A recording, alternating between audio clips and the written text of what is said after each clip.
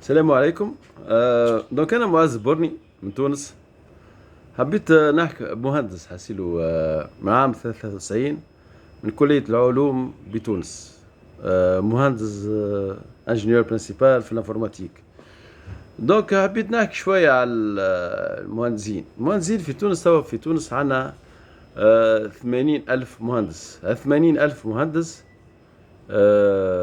حاسيلو اون برانسيب. كان جاو الدنيا راهو 80 ألف مهندس يخليو تونس دولة متقدمة برشا برشا. لكن المهندس في تونس عنده ولات وضعية. عنده الوضعية الآتية. دونك الوضعية الآتية هو أنه مثلا المهندسين في تونس أولا ساعة ولا إخلاصهم ياسر ضعيف، معناتها شهريتهم ياسر ضعيفة دو فاسون ولاو يخيروا يخدموا البر.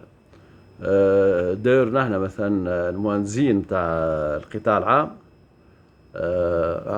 اخر مره حسيلو طلبنا بهذه المنحه الخصوصيه ما توهناش. ما توهناش وقررنا وزمرنا وفي الاخر ما خذيناش المنحه الخصوصيه. وفوق الزياده فما شكون برشا قصوا لهم من شهرهم.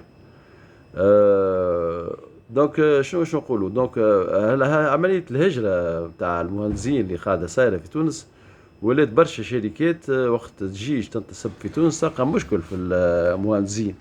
دونك مشكل كبير تضطر انها تخرج حتى لبرا. معناتها تحل شركاتها لبرا. بالنسبة للمهندسين اللي يخدموا في عند الحاكم، أن ديما نعتبرهم عبارة على طاقات مهدورة. خاطر في الواحد في هالوزارات وتبع الحاكم عندنا ناقصة برشا الفورماسيون كونتينيو.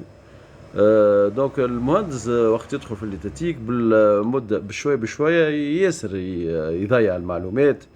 ونجموا نقولوا يتعب اصلا خاطر الدنيا تتطور وهو ما يعملوش فورماسيون كونتينيو. دونك ما ينجمش يكون اجور. زاد عندنا في تونس حكايه نفسرها لكم. مثلا فما مثلا مؤسسه عموميه فيها 700 مهندس. 700 مهندس فما 70 مهندس بالحق معناتها عندهم شهاده. الاخرين الاكثر من اللي 630 هم مهندسين انجينيور ميزون. انجينيور ميزون الحقيقه مش ضدهم انجينيور ميزون خاطر موجودين في العالم الكل. لكن تلقاهم كيفاش ولاو مهندسين بمجرد كونكور على ستاتيو على درشنية مع تصور يعملوا له كونكور على مواضيع تافهه على القانون الاساسي. وبعد ذا سيدي يترقى ولي مهندس. دونك هو الحقيقه انا ماذا بيا دونك بالنسبه انه مهندس يولي مثلا واحد يولي مهندس يكون بالفورماسيون كونتينيو ولا بالقرايه ميسالش. اما مجرد تولي مهندس خاطر انت نجحت في كونكور سالوك مثلا الخدام فلاني قداش يخلص. دونك حكايه تافهه. داير هذا المشكل اللي صار انه فما حتى اختصاصات فيهم مهندسين. اختصاصات مش موجوده جمله في الهندسه.